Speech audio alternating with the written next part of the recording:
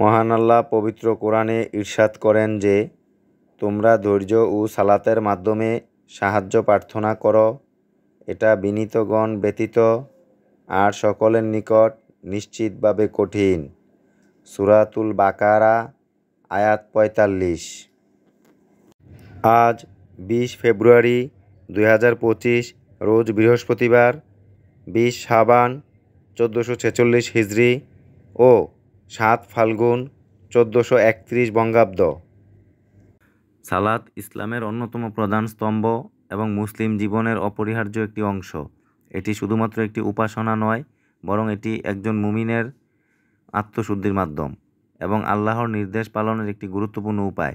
যথাসময়ে এবং যথাযথভাবে সালাত আদায় করা অত্যন্ত গুরুত্বপূর্ণ, যা কোরআন ও হাদিসে বারবার উল্লেখ করা হয়েছে। ইসলামে সালাতের জন্য নির্দিষ্ট সময় নির্ধারিত রয়েছে। আল্লাহ তাআলা পবিত্র কোরআনে বলেন, নিশ্চয়ই সালাত মুমিনদের জন্য নির্ধারিত সময়ের মধ্যে ফরজ করা হয়েছে। সূরাতুল নিসা আয়াত ১০৩। এই আয়াত থেকে স্পষ্ট বোঝা যায় যে সালাত আদায়ের জন্য নির্দিষ্ট সময় মেনে চলা অত্যন্ত গুরুত্বপূর্ণ। সময়ের আগে বা পরে ইচ্ছাকৃতভাবে সালাত আদায় করলে তা পরিপূর্ণভাবে কবুল নাও হতে পারে। রাসূলুল্লাহ সাল্লাল্লাহু আলাইহি ওয়াসাল্লাম বলেন, আমার উম্মতের সালাতের সর্বোত্তম সময় হলো তারা যখন সালাতের নির্ধারিত সময়েই তা আদায় করে। তিরমিজি হাদিস ১৭০। যথাযথভাবে সালাত আদায় মানে হচ্ছে শুদ্ধভাবে অজু করা, সুন্নাহ মোতাবেক কিবলামুখী হয়ে দাঁড়ানো, খুশু ও খুজুর সাথে ধীর স্থিরভাবে নামাজ পড়া, সালাতের প্রতিটি রুকন যথাযথভাবে পালন করা।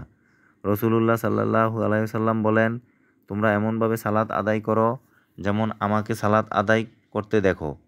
বুখারী হাদিস ৬৩১। রাসূলুল্লাহ সাল্লাল্লাহু আলাইহি ওয়াসাল্লাম অন্যত্র বলেন, অনেক মানুষ সালাত আদায় করে কিন্তু তাদের সালাত থেকে তারা কিছুই লাভ করে না, শুধু ক্লান্তি ও কষ্ট ছাড়া। নাসাই হাদিস ১৩১৪। এটি প্রমাণ করে যে যথাযথভাবে সালাত আদায় না করলে আল্লাহর কাছে গ্রহণযোগ্য নাও হতে পারে। রাসূলুল্লাহ সাল্লাল্লাহু আলাইহি সাল্লাম বলেন, কিয়ামতের দিন বান্দার প্রথম হিসাব হবে সালাতের ব্যাপারে।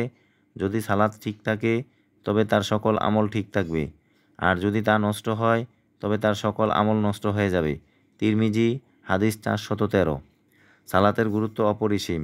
এটি শুধু একটি ইবাদত নয়, বরং মুসলিম জীবনের মূল স্তম্ভ। যথাসময়ে এবং যথাযথভাবে সালাত আদায় করলে দুনিয়া ও আখিরাতে কল্যাণ লাভ করা যায়। তাই আসুন আমরা সালাতের প্রতি যত্নবান হই, নির্ধারিত সময়ে এবং খুশু খুজুর সাথে সালাত আদায় করি, যেন আমরা আল্লাহর সন্তুষ্টি অর্জন করতে পারি। মহান আল্লাহ আপনি আমাদের সবাইকে সালাত যথাযথভাবে যথাসময়ে আদায় করার তৌফিক দান করুন। আমিন।